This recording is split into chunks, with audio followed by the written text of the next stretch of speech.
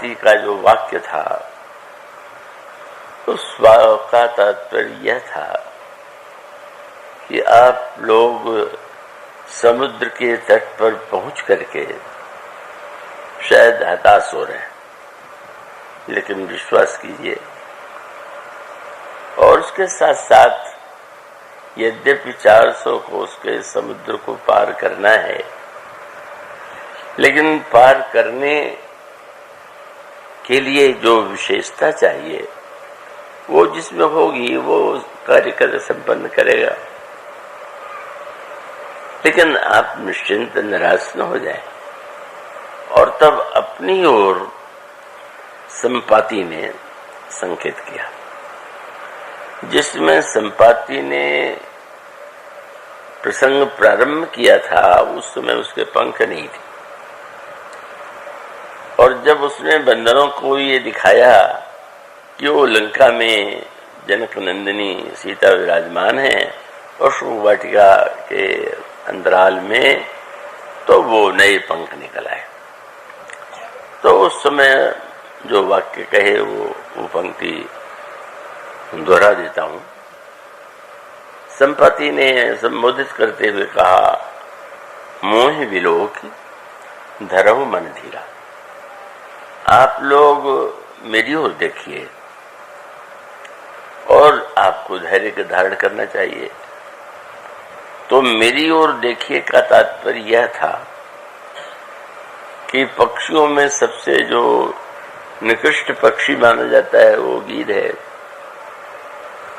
और मुझके मेरे द्वारा भी यदि प्रभु एक कार्य ले रहे हैं, आप लोगों को मैं संकेत के रूप में दर्शन करा रहा हूं, तो आप भला जो मनुष्य हैं या बानर हैं वो तो मेरी अपेक्षा बहुत श्रेष्ठ है, और आपके द्वारा तो निश्चित रूप से प्रभु जो कार्य लेना चाहेंगे वो लेंगे।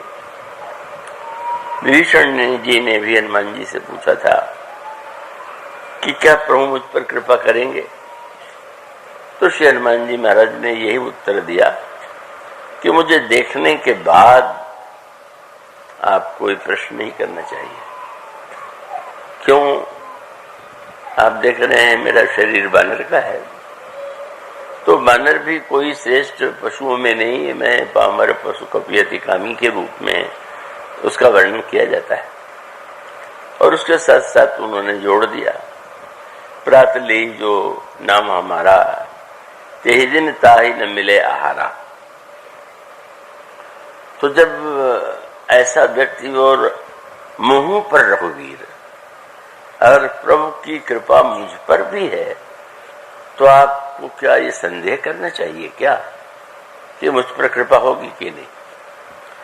ये प्रसंग मानो यह आश्वस्त करने के लिए है कि मनुष्य ही नहीं, पशु भी, पक्षी भी, और श्रेष्ठ पशु और श्रेष्ठ पक्षी ही नहीं, निकृष्ट माना जाने वाला पक्षी भी भक्ति का और कृपा का अधिकारी हो सकता है।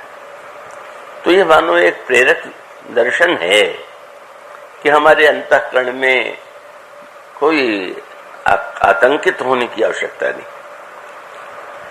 हनुमान जी ने रावण से भी कहा, और रावण के सामने बार बार ये बात कही गई, आपका जन्म कितने उच्च कुल में हुआ और किस तरह से आपने विद्या तपस्या इन शक्तियों को पाया, लेकिन अब आप सब कुछ करने के बाद भजन न करके यह मान लें कि मुझसे भजन नहीं होगा, तो एक प्रकार का ये मिथ्या भुलावा। तो वस्तुतः कथा का मूल तात्पर्य यह है कि कठिन से कठिन परिस्थितियों में भी जब ऐसा लग रहा हो कि हम लक्ष्य तक नहीं पहुंच पाए, तब भी निराश मत होइए। उस समय भी सखान जी ने स्मरण दिलाया, आप सही मार्ग पर चल पड़े हैं तो क्या चिंता है। तो भगवद गीता में भगवान ने इसी बात को बड़े ऐसे शब्द में कह दिया जो सुन के व्यक्ति घबरा सकता है। और उन्होंने ये कहा कि अर्जुन, अपिचेत्सु दुराचारो, कितना भी बड़ा कोई दुराचारी क्यों न हो, लेकिन अगर उसने मेरे पथ का और दिशा में प्रस्थान कर दिया तो तुम उसको साधु मानो। ये भगवान का शब्द था। उसको, उसकी बुद्धि सही है, सही दिशा में। तो अभी ते सुदराचारो भजते माम अनन्य भाग साधुरेव समंतव्य। उसको साधु समझो। अर्जुन कह सकता है हम दुराचारी को साधु कैसे मान लें?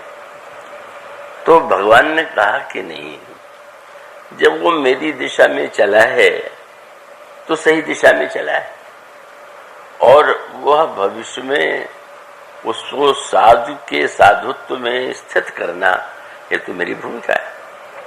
तो तुम पहले से क्यों नहीं मान लेते? भगवान कहते साधु रे वो समंतव्य। क्यों? बोले सम्यक व्यवसित हो ही सा, बिल्कुल उसने सही दिशा पकड़ ली है, समझ लिया। तो इसके द्वारा अगर कोई दुराचार का समर्थन मान ले तो ये शायद बहुत बड़ा अनर्थ है। इसका अभिप्राय यह है कि अगर हमारे जीवन में दुर्बलता रही है या है भी, तो हम फिर भी प्रभु को प्राप्त करने के अधिकारी हैं। कर्म सिद्धांत आप पर दया नहीं करेगा, कानून आप पर दया नहीं कर सकता, लेकिन ईश्वर की जो कृपा है वह प्रत्येक व्यक्ति को प्राप्त हो सकती है।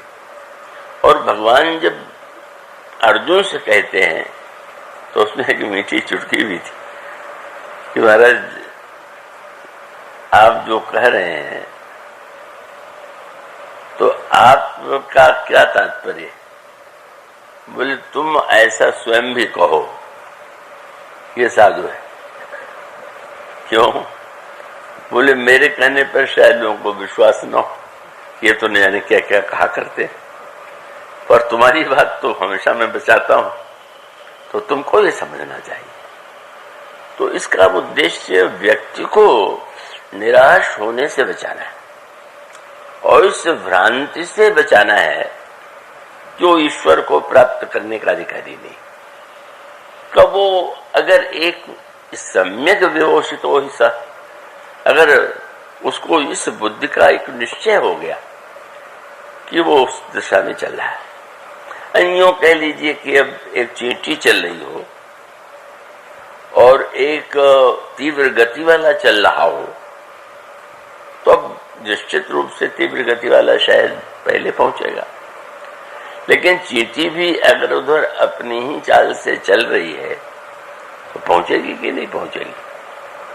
तो ये एक बहुत बड़ा आश्वासन प्रभु की कृपा और उनके मार्ग के लिए यह है कि आप जो है किसी भी परिस्थिति में अपने आप को भगवत भक्त के अयोग्य न मानिए, भगवत कृपा के अयोग्य न मानिए। और वह निश्चित रूप से, इसीलिए रामायण में बड़ी अनोखी बात कही गई, कहीं सुनाई। जो कहते हैं, जो सुनते हैं, तो सुनने के बाद तो जीवन में उतारना चाहिए। पर उन्होंने कहा कि नहीं, उतारना तो उद्देश्य है ही, पर कहीं सुनाई अनुमोदन करें, कम से कम उसका समर्थन करो कि हाँ ये बिल्कुल ठीक है। तो बहुत तुम जब ये कहोगे अनुमोदन, तो भी मेरी भक्ति की दिशा में ही एक पग है। तो इतना सरल है कि व्यक्ति अगर एक बार उस दिशा में अग्रसर हो तो उसे निराश नहीं होना चाहिए। किंतु उसने जो शब्द कहा वो स्वामी जी की पंक्तियों में है, मोहि विलोक धरऊ मन धीरा, राम कृपा कस भयउ शरीरा, पाप्यो जाकर नाम सुमिरहि, अति अपार भव सागर तरहि, तासु दूत तुमि तुम तजी कदराई, राम हृदय धरि करहु उपाई। अस कहि गरुड़ गीध जब गयो, तिनके मन अति विस्मय भयो।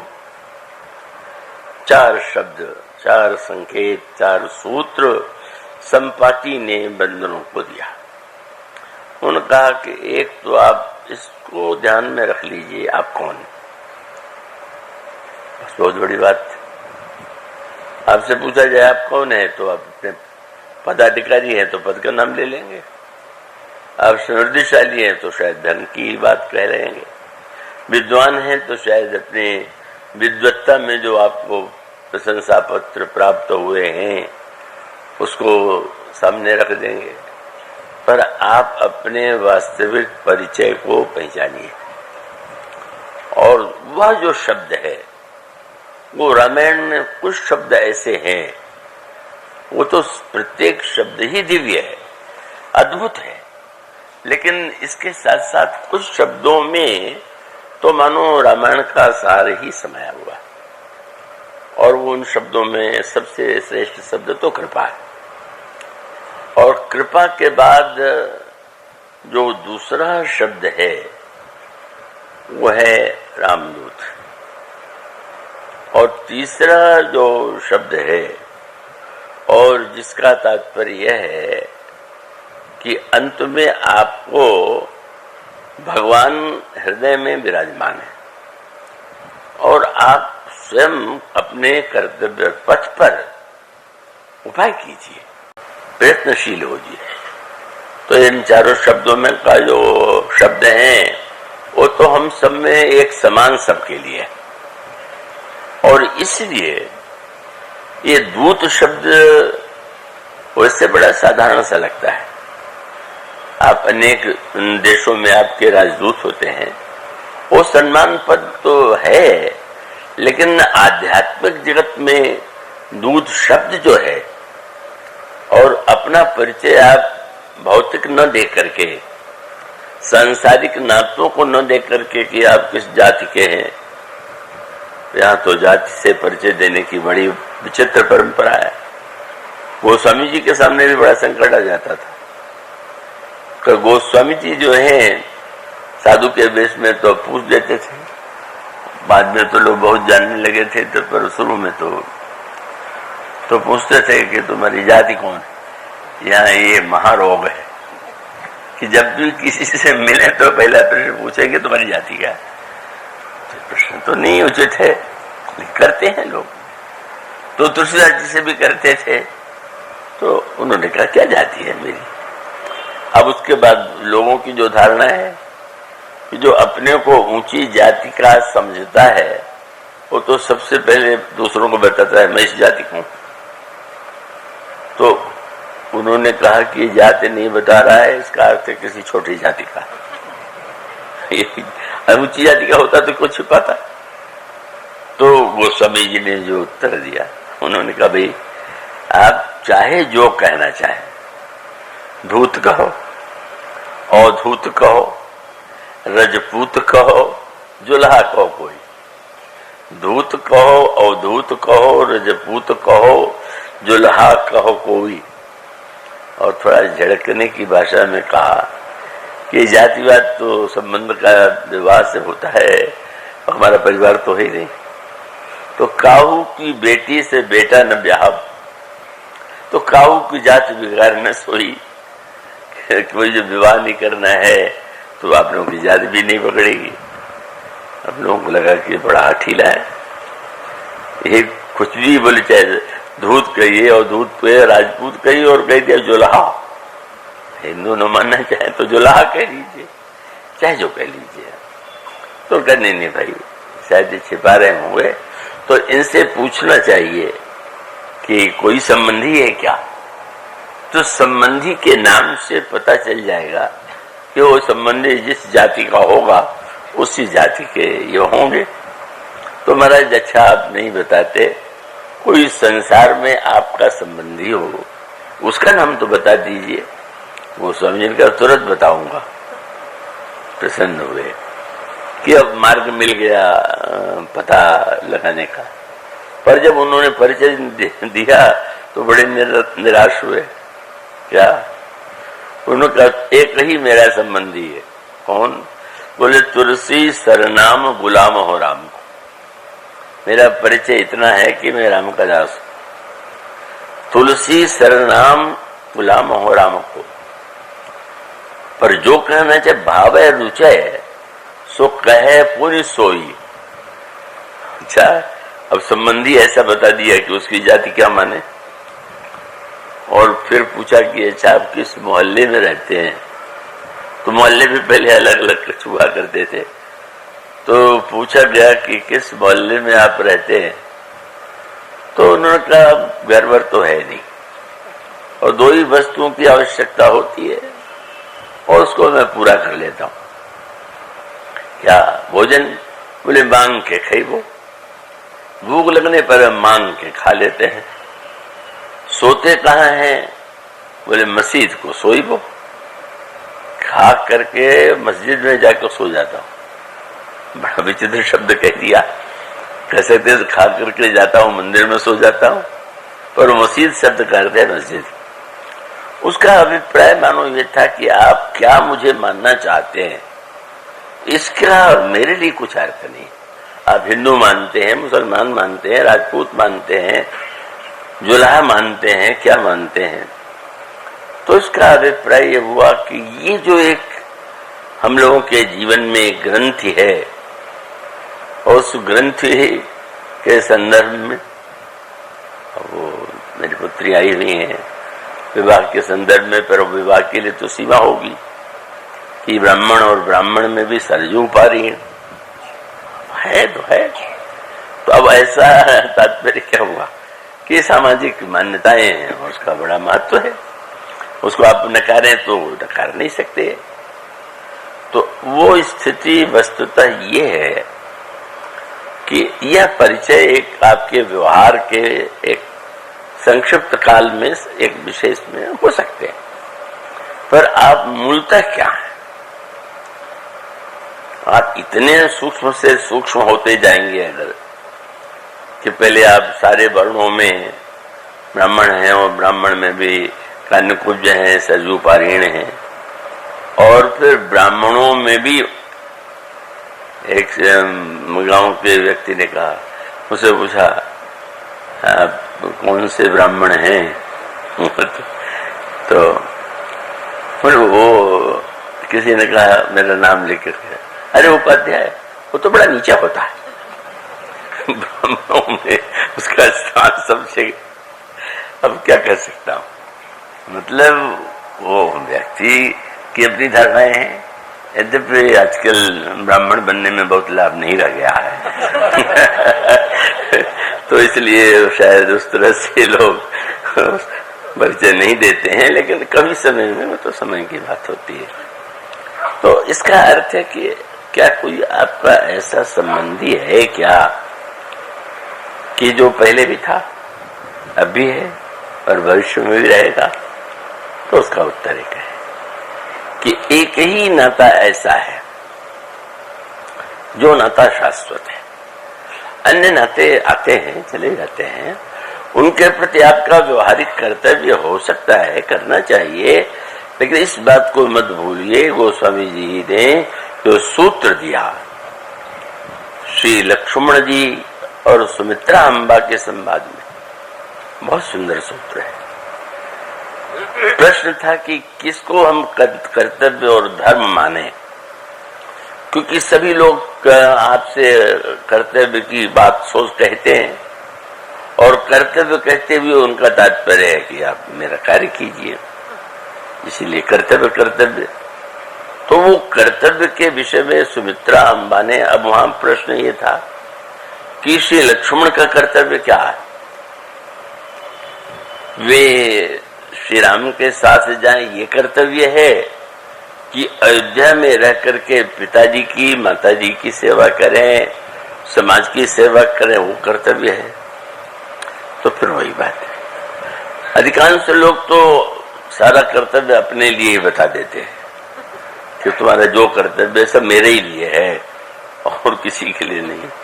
लेकिन प्रभु तो बड़े उदार हैं, और ऐसा उदार होना चाहिए कि आप सारी कर्तव्य बुद्धि को अपने स्वार्थ से में जोड़ लीजिए।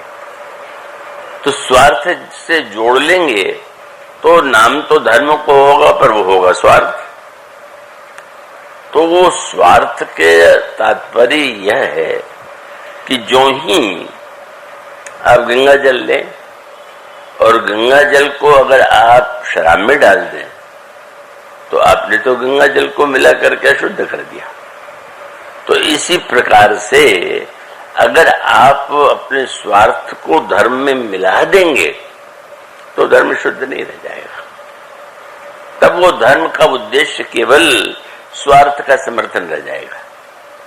अगर पत्नी के लिए प्रत्येक पति ये कहे कि शास्त्र में लिखा हुआ है पति परमेश्वर है, मैं परमेश्वर हूं इसलिए तुम्हें तो मेरी ही पूजा करना चाहिए, तो वो तो उसके लिए स्वाभाविक रूप से क्या यही उसका कर्तव्य है क्या? पर वो शास्त्र कहता है, लेकिन वो अगर पत्नी को ऐसा लगे तो ठीक।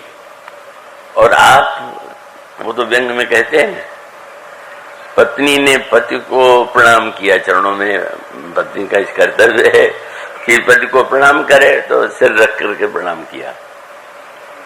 तो पति देव ने आशीर्वाद दिया, क्या उन्होंने कहा सौभाग्यवती भव। तो सौभाग्यवती भव आशीर्वाद है कि अपने सौभाग्यवती माने मैं जीवित रहूं और तुम्हारा सौभाग्य बना रहे। तो ये मानो एक विचित्र प्रवृत्ति रही है और यही मनुष्य की समस्या है। सारी व्याख्या को वो स्वार्थ से जोड़ता है और वहीं आकर के धर्म जो है तो वो तो जैसे न्यायालय है तो वहां पर जो एक पक्ष न्यायाधीश का है और 2 वकील हैं, तो उसमें श्रेष्ठ पद न्यायाधीश को क्यों दिया जाता है? ऐसे भी वकील होते हैं जो प्रतिभा में कभी कभी न्यायाधीशों से भी अधिक बुद्धिमान होते हैं, प्रतिभाशाली होते हैं, संसार में हुए हैं, इस देश में भी हुआ है। पर कितना भी सम्माननीय क्यों न हो, उसको निर्णय करने का अधिकार नहीं। उसके तुलना में चाहे बुद्धि में न्यून हो, पर उसके निर्णय का अधिकार न्यायाधीश को है। क्यों? बुद्धिमत्ता के कारण नहीं, क्योंकि दोनों ओर जो बोलेंगे आपके समर्थक, वो तो सारे कानून को अपने ही पक्ष में लाके खड़ा कर देंगे, तो वो तो निर्णय में तो फिर कठिनाई है। तो जिसकी बुद्धि तटस्थ है और जो निर्णय करते हुए किसी अपनत्व के और ममत्व के से जुड़ा हुआ नहीं है, तो वो सही निर्णय देगा। तो उसका सीधा सा तात्पर्य यह है कि जब इस वेद से कहा जाता है देश तो बड़ा धर्म प्राण है, तो कुछ सही भी है और कुछ गलत भी है। धर्म प्राण तो है, पर धर्म क्या है इससे बहुत कम लोग जानते हैं।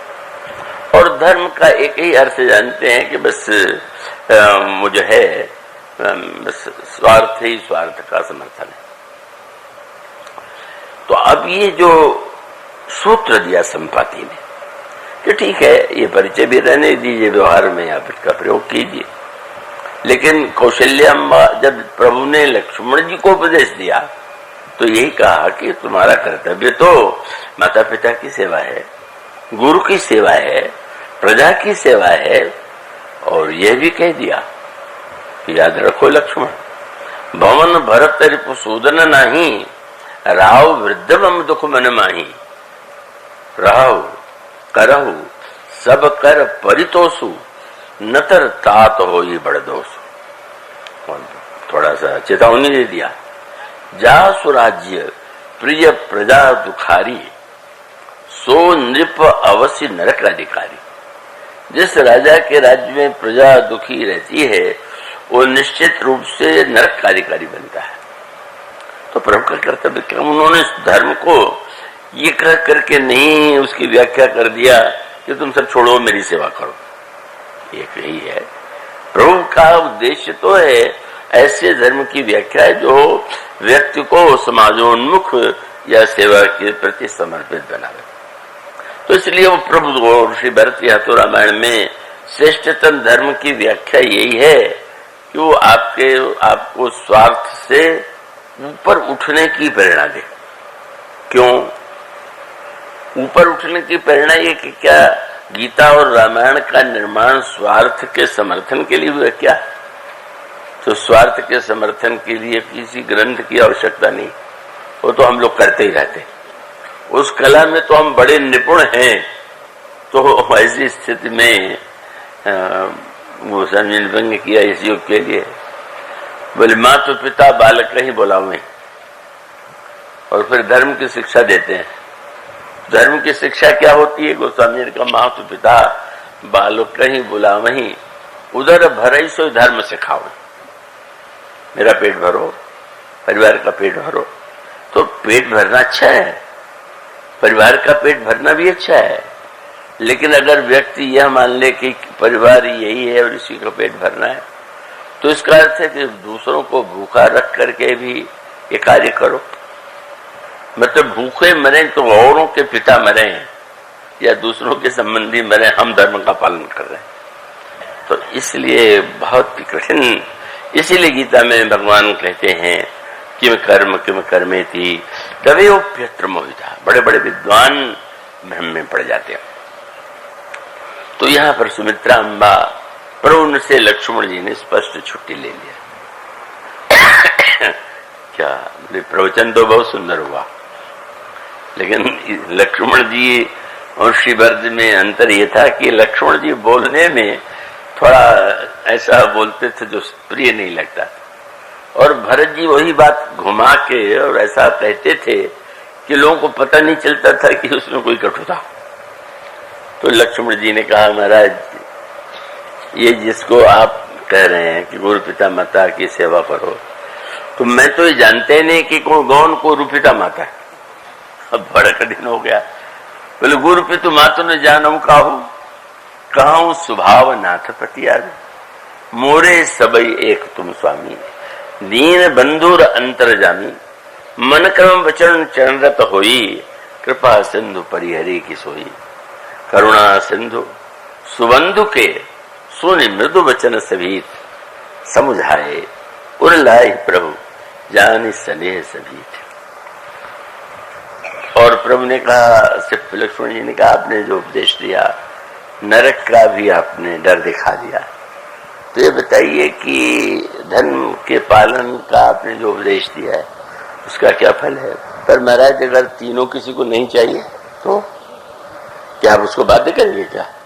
वो कहता है हमें नहीं कीर्ति चाहिए, हमें नहीं धन चाहिए, हमें स्वर्ग नहीं चाहिए, कुछ नहीं जिसको चाहिए महाराज ये धर्म नीति उपदेशीय ताही, कीरति सुगति भूति प्रिय जाए। अब भारना तो प्रभु को पड़ा। प्रभु ने तो अपने उस स्वभावशील मर्यादा का उपदेश दिया जो उनके लिए उचित था, लेकिन लक्ष्मण जी को देख के समझ गए कि तो मेरे उपदेश के स्तर से ऊपर उठाओ। तो प्रभु ने अंत में हार करके कहा कि अच्छा ठीक है, तो एक काम करोगे क्या? मांगो विदा मातु सन जाई, तुम जाकर के मां से विदा मांगो। बोलने में प्रभु बड़े सावधान है। ये नहीं कहा कि मां से जाकर के आज्ञा मांगो। तो आज्ञा और विदा में क्या अंतर है?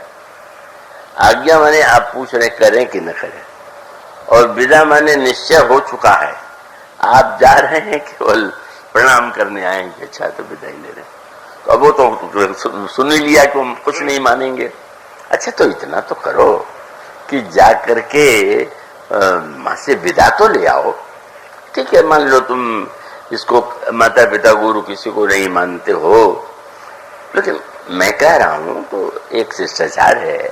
अंत में तो लोग तुम्हें सुमित्रा के पुत्र के रूप में ही जानते हैं, तो तुम्हें जाना चाहिए। अच्छा अच्छा, इतना तो मैं करूंगा। प्रभु का उद्देश्य क्या था कि लक्ष्मण को कहीं भीतर से एक क्षण के लिए ये भ्रम न हो जाए कि मैं सब कुछ छोड़ चुका हूं। और माँ के पास बोले मानो बेटा जो कह रहा है वो तो उसकी अपनी बात है, पर माँ का हृदय क्या है। और वहीं पर लक्ष्मण जी ने प्रभु को परास्त कर दिया और माँ सुमित्रा के पास पहुंच के लक्ष्मण जी हार गए। क्यों? सुन लिया समाचार तो पूछा तुम यहाँ कैसे आए हो? बोले प्रभु ने आदेश दिया कि माँ से विदा लेकर के आओ। अच्छा, तो क्या तुम अब भी मुझे माता मानते हो क्या?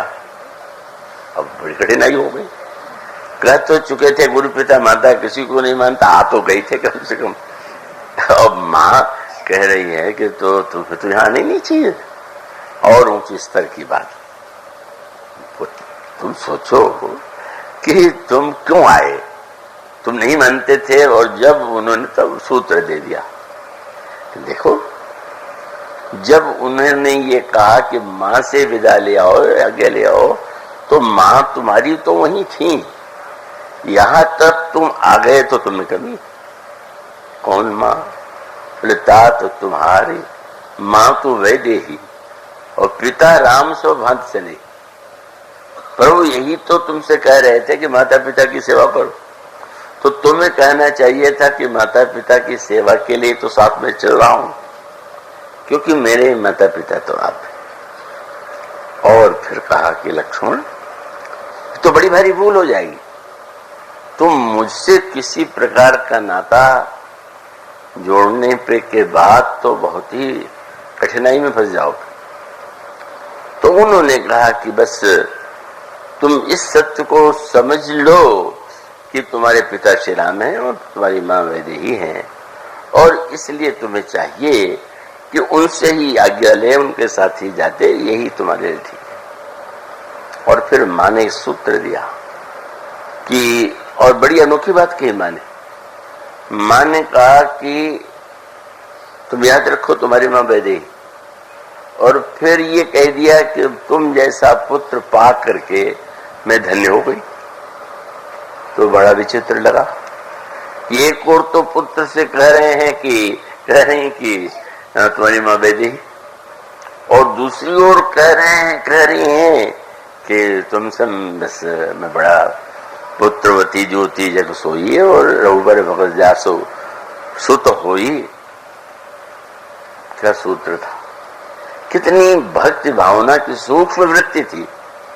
उन्होंने कहा कि तुम यदि मुझे माता मान के, पिता दशरथ को मान के जाओगे वन में, तो तुम्हें दो बात लगेगी कि मैं माता पिता को छोड़ के आया हूं, मेरा त्याग है, मैं घर परिवार छोड़ के आया हूं। तो ऐसी स्थिति में तुमने तो सही दृष्टि नहीं चुनी। मैं इसलिए नाता मानूंगी कि जब तुम्हें ये याद आएगी कि मेरी माँ सुमित्रा अयोध्या में, तो राम के पास बैठ करके तुम अयोध्या माँ के मेरे पास आ जाओगे। और मैं इसलिए तुम्हें पुत्र मानूंगी कि जब भी मैं तुम्हारी याद करूंगी तो मेरा पुत्र कहाँ? बोले श्री राम के चरणों में। तो तुम्हारे नाते से भगवान की याद आएगी, इसलिए मैं मानूंगी, और तुम कभी न मानना। हमारे लिए जो कल्याणकारी है वो तुम्हारे लिए यही सूत्र। और माने एक सूत्र दे दिया, पूजनीय प्रिय परम जहाते सब मानिए ही राम के नाते। सब जो पूज्य है, प्रिय है, नाती का केंद्र राम। लक्ष्मण जी के जीवन में तो वो साकार हो ही रहा है। तो इसका अभिप्राय कि संसार में समस्त संबंध कर्तव्य कर्मों का निर्वाह करना यह तो व्यक्ति के लिए उचित है, पर ऐसा न हो कि इस भीड़ में जो सच्चा संबंधी है उसी की याद न रहे।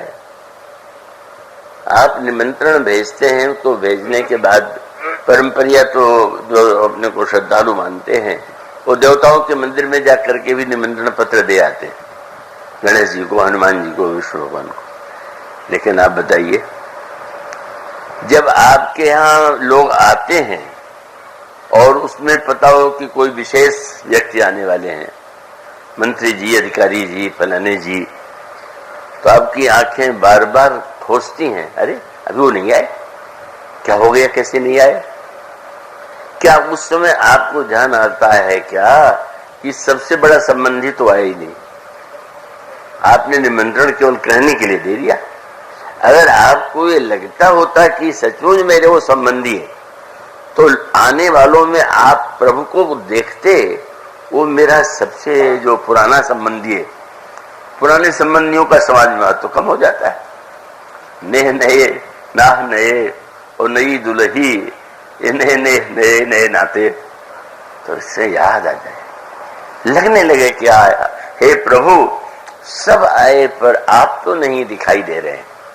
यह व्याकुलता जो हमारे हृदय में उत्पन्न होती है, माने कहा बस यह मानो सूत्र जब संपाति ने कहा बस एक ही नाता तुम्हारा, इसका अर्थ है कि तुम जितने बंदर हो सबका अलग अलग परिचय है, सबके पिता का नाम अलग, सबके माता का नाम अलग, सबका तुम्हारा एक परिचय होना चाहिए। और वो क्या है, बोले तासुदोत। बस इस सूत्र को तुम पकड़ लो कि जितने हो अलग अलग जातियों में बटे होगे तो तुम्हारा झगड़ा होगा आपस में। यदुवंशी अंत में लड़के मरे इसी बात पर थे। यदुवंश भी कई कुलों में बटा हुआ था, वृषवंशी यदुवंशी, उनमें परस्पर दूरी थी, लड़के मर गए। तो उस समय मानो उनका तात्पर्य है कि तुम्हारा एक परिचय, क्या बोले, रामदूत, दासुदूत। और मैंने जैसा कहा था कि सुनने वाले तो बहुत होते हैं, और उसे मानने वाले और जीवन में क्रियान्वित करने वाले वो तो विरले होते हैं। तो विरले होते हैं का सूत्र क्या था, इतनों ने सुना, पर इस शब्द को जिसने सही अर्थों में उसके अर्थ को ग्रहण किया, जीवन में जिसकी सार्थकता सिद्ध हुई, वह हनुमान जी। इसे रघुपति प्रिय दूतम कह करके रामदूतम शरणम प्रपद्ये, तो इसका अभिप्राय है कि हनुमान जी ने ही अपने आप को दूत माना। और सारे पुराण और सारे इतिहास में हनुमान जी से बढ़कर के कोई रामदूत नहीं। क्यों? आपके पास एक संदेश पहुंचा दे कोई तो वो दूत है, लेकिन जो रामदूत होगा वह तो क्या लेके आया होगा, राम का ही संदेश लेके तो आया होगा। और राम का संदेश जो लेकर के आया हुआ है, जनकपुर से दूत आए तो राजकुल की मर्यादा होती है।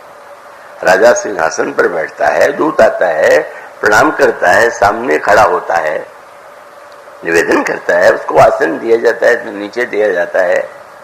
पर दशरथ जी ने सुना कि राम के पास से जनकपुर से दूत पत्र लेकर के आए, तो उन्होंने तो पहले काम क्या किया, सारे शिष्टाचार को एक और रख दिया, और वो शिष्टाचार को अलग करके उन्होंने बिल्कुल अपने पास बैठा लिया। आश्चर्य है, शिष्टाचार में सम्राट सिंहासन पर बैठा हुआ दूत को अपने पास बैठा ले, बैठाया। और फिर संबोधन क्या, दूत नहीं, भैया कहो कुशल दो बारे, तुम नीके निज नैन निहारे। मनुष्य का अभिप्राय है कि जिस समय का वो सोना बड़ा वार्तालाप हुआ, और तब गोस्वामी ने और मीठी बात लिखी, वो दूतों की बातें इतनी सुहावनी थी कि वो दूत न दिन निछावर लागे, निछावर देने लगे। तो दूतों ने कहा कि हमने जो सुनाया है उसका निछावर यही है क्या? इसका अर्थ क्या हुआ? उन्होंने ये कहा कि अब दूतन देन निछावर लागे, कहीं अनीति ते मुदई काना, नहीं हम नहीं लेंगे। परंपरिया उसका अर्थ ये है कि भाई जो कन्या पक्ष का व्यक्ति होता है वो वर पक्ष वाले से पुरस्कार नहीं लेता, वो तो कन्या दान वाले, दान देने वाला पक्ष का है। पर उसका तात्पर्य है कि अब जो व्यक्ति प्रभु को पा चुका, प्रभु का दर्शन, प्रभु का संदेश, और जो स्वयं दूतत्व में इतना निष्णात है कि महाराज जनक और उनका संवाद माने, एक ज्ञान के दूत और दूसरा भक्ति का साम्राज्य जहां दशरथ में उनका संवाद है। तो दशरथ जी पूछते हैं कि मेरे पुत्र में तो कोई विशेषता नहीं है, तो कहो विदेह कौन विधि जाने। सुना है आपके महाराज का नाम विदेह। तो विदेह ने वो हमारे पुत्रों को कैसे समझा, कैसे पहचान लिया, जिसको अपने देह की याद नहीं है। उसने कहो विदेह कौन विधि जाने। तो उत्तर कितना सुंदर था, जो तात्विक था। सुन प्रिय वचन दूत मुस्काने, मुस्कुराने लगे और ये कहा कि आप ये भी पूछ लिया कि कहो कई विधि। अगर महाराज ने पहचाना तो किस विधि से पहचाना। तो दूत हंसे क्यों, आप पूछ रहे हैं कि विदेह ने कैसे जाना। और सत्य उल्टा यह है कि आपके पुत्रों को विदेह ही जान सकते हैं, जो देह में स्थित है वो क्या जानेंगे। और आपने जब ये पूछा कि किस विधि से जाना, तो उन्होंने कहा कि अगर अंधेरा हो और कुछ ढूंढना हो तो आप दीपक ले यार, और आज के युग में टॉर्च ले लें, प्रकाश ले लें कि उसके अंधेरे में उसको ढूंढें। पर ढूंढने के बाद प्रातः काल सूर्य निकलने के बाद क्या आप किसी से कहेंगे क्या कि जरा वो ले लो टॉर्च या दीपक, जरा देखो सूर्य निकल आया कि नहीं आया। और आप बाहर निकल के उसके प्रकाश में सूर्य को देखने लगे तो क्या आप में कोई बुद्धिमत्ता है क्या। उन्होंने तुरंत कहा तिनका कहिए नाथ किम चीन्हे, देखिए रवि की दीप कर लीने। सूर्य को दीपक के प्रकाश में नहीं जाना जाता।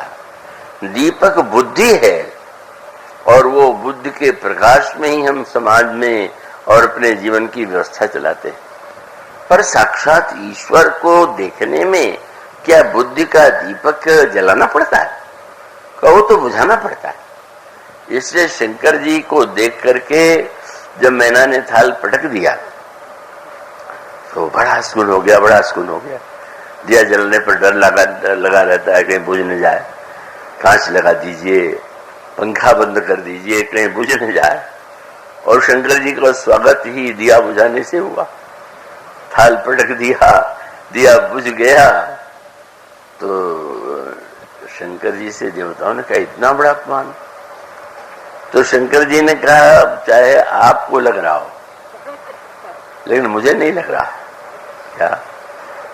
तो मुझे देख कर के दिया बुझाने का अर्थ है जब सूर्य निकलता है तो दीपक को बुझा ही देना चाहिए। तो अब जो उनके सामने मैं प्रकट हो गया तो दीपक बुझाने में वो तो मेरे स्वरूप ज्ञान का परिचायक, इसमें सुन कहां पर। मानो सारे ग्रंथ में जो घटनाएं हैं, जो पात्र हैं और उनमें जिस प्रकार के शब्दों का प्रयोग किया गया, और श्री हनुमान जी का तो क्या कहना, वो ऐसे विलक्षण दूत कि रामदूत केवल लग रहा है कि प्रभु ने जनक नंदनी सीता के पास भेजा, पर दुर्भाग्य है रावण ने उस अर्थ में नहीं देखा जिस अर्थ में लंकिनी ने देखा, जिसकी चर्चा आपके सामने कल मैंने की थी कि मैं कितनी सौभाग्यशाली हूं कि आप रामदूत। और रामदूत केवल आप उन्हीं के लिए नहीं है, वहां तो तत्वतः अभिन्न है। आप तो दूत बनकर के हमें संदेश देने आए, कल्याण करने आए। तो मानो यह सत्य है कि जो संसार का दूत होगा वो संसार का संदेश सुनावेगा, पर जो श्री राम का दूत होगा वह तो सबके लिए। अब और बात यह है कि दूत तो रावण के लिए भी आया। दूत पठायो तब हित हेतु, रावण ने उसकी क्या व्याख्या किया। रावण ने कहा अंगद तुम कहते हो तुम्हारा स्वामी बड़ा बलवान है, तो ये बार बार दूत क्यों भेजा। दूत तो दुर्बल भेजा करते हैं, सबल भेजता है। मैं तो नहीं दूत भेजने की आवश्यकता, और वो बार बार दूत भेज रहा है, डरता होगा मुझसे, संधि करना चाहता होगा। मानो ईश्वर के संदेश को सुन करके भी अगर हम वैसा अर्थ लें तो हम रावण के समान उसकी पांडित्य बुद्धि से प्रभावित होंगे। लेकिन जहां ये ज्ञात हो गया, और आप देखिए राम दूत बन करके हनुमान जी किस तरह से लंकिनी उनके वाक्य और प्रहार से परिवर्तित हो जाती है। विभीषण को जो उन्होंने, इस रामदूत ने जो संदेश दिया, और वो संदेश कितना बड़ा था, कितना महत्वपूर्ण था। सुग्रीव विभीषण के मन में एक भ्रांति थी कि मैं क्या करूं, रावण मेरा बड़ा भाई है, प्रभु का मैं भक्त हूं, पर बड़े भाई का सम्मान भी तो पिता के तुल्य होता है। तो ऐसी स्थिति में कैसे क्या करूं। हनुमान जी ने, रामदूत ने ये कहा कि तुम माता पिता के भक्त हो, मैं समझ गया। और तब हनुमान जी ने, रामदूत ने एक नाता जोड़ दिया। तब हनुमंत कहा सुन भ्राता, हे भाई विभीषण। किस तरह से भाई? न एक देश के दोनों, न एक जाति के दोनों, न एक माँ के पुत्र दोनों। और हनुमान जी कहते हे भाई विभीषण, और उत्तर भी दे दिया, हम भाई हैं, तुम्हारे भाई हैं। किस तरह से? अगर तुम जिस माता के गर्भ से तुम्हारा जन्म हुआ है उसको मानोगे तो तुम्हारी माता हमारी माता अलग अलग है, या तुम्हारी माताओं में भी तो विमात्रता है। तो अब ऐसी स्थिति में हम तुम दोनों की माता एक है, और तुम भाई के भक्त हो तो तुम में से तुम्हारा बड़ा नाता गहरा है। क्या? तब हनुमंत कहा सुन भ्राता, देखी चहूं जानकी माता। वस्तुतः सर्वदा सर्वदा हमारी माता जगत जननी सीता है, तुम्हारी भी माता वही है, तो हम दोनों तो संबंधी हुए। अब तुम्हें चुनाव करना है कि इस जन्म के भाई का साथ दोगे कि सदा सदा से जो तुम्हारा भाई है, जिसके माता पिता एक हैं।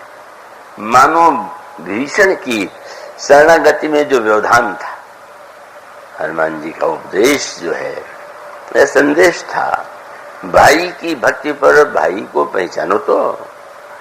और आप देखेंगे, और जैसा मैंने कहा था कि हनुमान जी तो ये चारों शब्द हैं उसको पूरा क्रियान्वित हनुमान जी ने किया। और वो क्रियान्वित करने वाले हनुमान जी रामदूत के नाते सबको राम की भक्ति का, राम की शरणागति का, राम के स्वभाव और शील का निमंत्रण देते हैं, आइए आइए। और इसीलिए जब विभीषण शरण में गए तो उनका बड़ा विरोध हुआ। रावण का भाई शरण में आवेगा, और शरण में आवेगा तो रावण क्या उसको आने देगा क्या? रावण तो जेल में डाल देगा। रावण ने पूछा गया, चुपचाप आए रात में के दिन में, पता चला कि वो तो सभा से घोषणा करते हुए आए। तो ऐसा कैसे हो सकता है? जरूर कोई बात है। कई लोगों को जरूर कोई बात का रोग हो जाता है। एक बार बहुत पहले की बात है, एक नैयों आए, बड़े पैनी बुद्धि वाले थे, आए तो उन्होंने अपनी कला दिखाई। कोई सज्जन आए तो उन्होंने मुझे प्रणाम मुस्तर नहीं किया, बैठ के बात करने लगे। तो जब वो चले गए तो मुझसे उन्होंने कहा कि आपने ध्यान नहीं दिया, उस व्यक्ति ने प्रणाम नहीं किया, जरूर कोई बात है। हमने कहा भाई इस खोज में क्यों लगे हुए हो, भूल गया होगा। वैसी बात नहीं, नहीं जरूर कोई बात है। पर सबसे विचित्र दृश्य क्या हुआ, 2 दिन बाद वो सज्जन फिर आए, और आए तो दंडवत प्रणाम किया। तो अब संतुष्ट हो जाना चाहिए था कि उस दिन भूल गए होंगे, पर कहा कि देखिए बहुत सावधान रहिए, पहले दिन प्रणाम नहीं किया और आज दंडवत किया तो जरूर कोई बात है। मैंने कहा भाई ये तुम्हारा जरूर कोई बात जो है, तुम अगर इस तरह का विचार रखते हो इतनी, हर में कोई तुम्हारी हर बात, तो विभीषण अगर आए तो जरूर कोई बात है। तो सुग्रीव ने कह दिया, महाराज ये रावण का भाई है, और क्या ये रावण का भाई जो है रावण आने देगा क्या? इसलिए अगर आप मुझसे पूछते हैं तो मैं कह सकता हूं कि जान न जाए निशाचर माया, काम रूप के कारण आया, भेद हमारे लेने सठाओ। निश्चित रूप से हमारा भेद लेने के लिए आया हो। और तो प्रभु हंसे मन ही मन, और मन ही मन हंसे। लेकिन अब सुग्रीव तो संकेत कर रहे थे कि याद रखिए, कहे कपि सुनो नरनाह, बंदर के राजा ने कहा मनुष्यों के राजा सुनिए, हम दोनों राजनीतिज्ञ हैं, हम दोनों राजा हैं। क्या यहां यह हो जाएगा कि जो आया है उसको आने दो? ऐसे कहीं राजनीति चलती? आप लड़ने आए हैं तो पहले सोच तो लीजिए कि जो आया वो कौन है। अब प्रभु क्या करें? तो बड़ा विस्तृत वो प्रसंग है, पर अंत में एक और तो अपने हनुमान जी को देखा, खूब हंसे हनुमान जी को देखकर। सुग्रीव को आश्चर्य हुआ कि मैं इनकी बात कह रहा हूं, वो हंस रहे हैं, और वो भी मेरी ओर नहीं, हनुमान जी की ओर देख करके। तो हनुमान जी की ओर देख के क्यों हंस रहे थे? कि आप अपने घर में किसी को निमंत्रण दिया में पधारिए भोजन के लिए, और घर वालों को आपने कहा ही नहीं, और वो पहचानते नहीं, और वो धड़ल्ले से आ जाए कि भाई निमंत्रण है, और घर बाजे उसको भगाने लगे, तुम कैसे आ गए, किसकी आज्ञा से आ गए? तो प्रभु ने हनुमान जी से कहा कि दूत महोदय, ये निमंत्रण तो आप देखे आए शरणागति का, और यहाँ योजना बन रही है कारागार में डालने की, तो अब तो कुछ बोलिए। खड़े हैं, कह रहे हैं कि राखिए बांध। तो ही बिहासी कहा था हनुमान से मतभेद है मैं प्रधानमंत्री में, क्या? उन्होंने कहा ये बिहासी कहा था हनुमान सो सुहृद साधु सूची सरल विभीषण जानी परत हनुमान सो। मुझे तो यही अनुमान से लगा कि सुहृद है, साधु है, सरल है। तो सुग्रीव जी ने कहा वो तो आपके बोलने की भाषा ही यही, तो उसका ये तो राजनीति की भाषा नहीं। तो हंस करके जब देखा तो कितने कुशल दूत हैं कि वो कह देते कि महाराज आप बिल्कुल ठीक कह रहे हैं, सुग्रीव जी बिल्कुल गलत कह रहे हैं, बंद करने योग्य नहीं, शरण में लेने योग्य हैं। लेकिन क्या कुशलता है कि उन्होंने और आगे बढ़ के प्रश्न कर दिया, प्रभु आप क्या चाहते हैं? बोले भाई मैं और सुग्रीव दोनों अनुमान से बोल रहे हैं, क्योंकि न तो मैं गया लंका और न ये गए, तो प्रत्यक्ष प्रमाण तो केवल तुम्हारे पास है, तो तुम जो कहो वो अधिक प्रामाणिक है। तो जब ये वाक्य कहा तो हनुमान जी ने कहा कि महाराज मैं ये प्रमाण पत्र बिल्कुल नहीं दूंगा कि ये सुहृद हैं, साधु हैं और बड़े श्रेष्ठ हैं, तो क्या तुम ये कहोगे कि भेद लेने आए? बोले वो भी नहीं कहूंगा। तो उन्होंने कहा मुझे तो दयानिधि क्षमा करेंगे, मुझे तो ये प्रश्न ही अनुचित लग रहा। क्यों? बोले शरणागति की न्यायालय है कि औषधालय है? आप यहाँ न्याय करने बैठे हैं कि कृपा करने बैठे हैं? कोई वैद्य या डॉक्टर रोगी से कहे कि आप पूरे स्वस्थ तो हैं, तो बोले चाहे बोले वो कहे गए कि अगर होते तो आपके पास क्यों आते? तो महाराज आप ये मान के क्यों चाहते? मैं तो यही कहूंगा, ठीक है ये कह रहे हैं कि बुरा, लेकिन आपका जो एक व्रत है तो मैं ये कहूंगा कि अब आपको क्या करना है? तो उन्होंने तुरंत कहा मैंने खोटो खरो, चाहे खोटे हैं चाहे खरे, खोटो खरो सभीत पालिए सो स्नेह सन्मान सो। आपकी परीक्षा तो इसी में है, रोगी आया तो उसके रोग को दूर के स्वस्थ करना, यह तो शरणागति का मुख्य उद्देश्य है। तो हनुमान जी के दूतत्व की तो इतनी विस्तृत व्याख्या है और कितनी विलक्षण व्याख्याएं हैं। इसीलिए रघुबर प्रिय वक्तव्य माने जो दूत ऐसे हैं कि सबको दूत बन के निमंत्रण देते, और विभीषण ने अंत में पुकार कर भी कहा कि मैं कदापि नहीं आता आपकी शरण में, मेरा साहस नहीं था आने। कैसे आ गया? तो उनका श्रवण सुजस सुन आए, आपका कानों से यह सुन के आया। हनुमान जी की ओर देखा, क्यों आया ये मुझसे मत पूछिए, इनसे पूछिए। और कथा में क्या क्या सुना आए, तो मैं तो सुन के चला आया और साहस नहीं था। प्रभु गदगद हो गए। बोले कोई बात नहीं। तो हनुमान जी की बात सुन के चले आए। तुम्हें जब संत की वाणी पर इतनी श्रद्धा है तो तुम तो संत ही हो। इसलिए ये रघुपर प्रिय दूतम जो है, श्री राम का संदेश जनक नंदिनी सीता को सुनाते हैं। श्री जनक नंदिनी का संदेश, उस संदेश को अगर आप पढ़ें, क्या करूं समय की सीमा से आज ये भी नहीं कर सकता कि इसके बाद कल, तो अब तो यही कि आप उसको जरा ध्यान से खुद पढ़िए, स्वयं पढ़िए और स्वयं पढ़ के देखिए कि कितना अद्भुत यह दूत है जो सबसे मिलन कराता है। और यहाँ जो जीव मात्र को भगवान से मिलाने वाली सीता जी है, वो लीला में आज उनका वियोग हुआ है तो उनको मिलाने का भी जिन्होंने कार्य किया। और अद्भुत दूत हैं। जब श्री प्रभु किशोर जी के पास पहुंचे तो कहा था न संपाति ने, तास दूत तुम तज कदराई कायरता छोड़। और हनुमान जी ने माँ से भी कहा, आपने जो कुछ कहा उससे मैं एक कहूंगा, सुनी मम बचन तजो कदराई, ये आपको नहीं शोभा देता। और इसका अभिप्राय महाशक्ति अगर ये भाषा बोले तो ये तो इसका अर्थ है कि आप अपनी शक्ति भूल गई।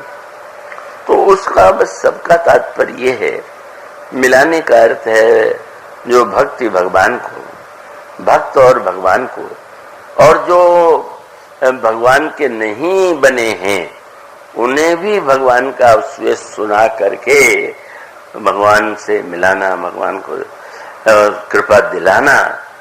इसलिए उनके लिए जो हनुमान चालीसा में आता, तुम उपकार सुग्रीव ही कीन्हा, राम मिलाए राजपद देना। तो ये जो दूतत्व धर्म है, जिस दूत में अपना न कोई कर्तृत्व है न तो अभिमान है, भगवान का दूत तो वही हो सकता है जो बोलना नहीं बल्कि न बोलना जानता हो, मौन होना जो जानता हो।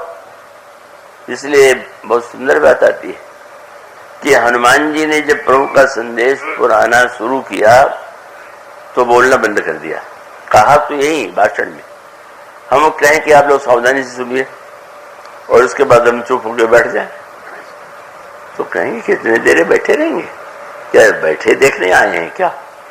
लोगों को ज्यादा बोलने में भी आपत्ति हो जाती है और न बोलने में भी बड़ी के लिए क्या हुआ।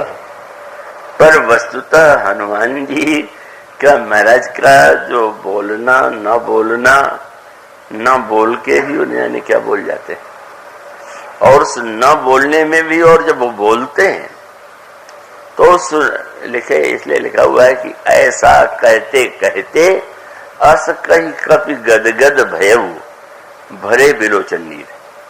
ऐसा कहते कहते हनुमान जी का गला रुल गया और आंखें में आंसू आ गए। तो आगे लिखना चाहिए कि सावधान मन करे पूरे संग, पर मानो मुख हो गए। और मुख हो जाने का अर्थ क्या है? दूत क्या है? वह तो भगवान की वंशी है। वंशी को गोपियों ने चुरा लिया और वंशी से ये कहा कि तुम में क्या विशेषता है कि तो कृष्ण तुम्हें अपने होठों से ही लगाए रखते हैं। तो उसने ये कहा कि हम में कोई विशेषता नहीं, मैं तो छेदों से भरी हुई हूं, मुझ में कुछ नहीं है। तुम जिसे मेरा स्वर समझ रही हो तो उनका स्वर है, मेरा कार्य तो उस स्वर को पहुंचाना मात्र है। मैं अपनी ओर नहीं, आपको श्री कृष्ण की ओर निमंत्रित करती हूँ। वो धन्य है वंशी। तो हनुमान जी ने जो संदेश दिया है वो अद्भुत है, और वो सचमुच उसका सूत्र एक ही जो परसों बात कही गई थी कि मुद्रिका को मुख में ले लिया था। तो गीतावली रामायण में लिखा हुआ है कि हनुमान जी ने जब बोलना बंद किया तो बड़ी समस्या, फिर सुनिए सुनिए और मेरे चुप। तो मुद्री तो थी हाथ में। तो गीतावली रामायण में गोस्वामी जी कहते हैं कि सीता जी ने मुद्री से कहा तुम तो बोलो, बोल उर्वी मुदरी कुशल कौशल पाल। अरे मुद्रिका ये बोल कि हमारे प्रीतम कुशल से तो हैं, उसका भी तात्पर्य। हनुमान जी मौन हुए और इतना सुंदर वो संदेश है, पर वो बोल कौन रहा था? बोले हनुमान जी मूक हो गए और बोला कौन? कहा राम।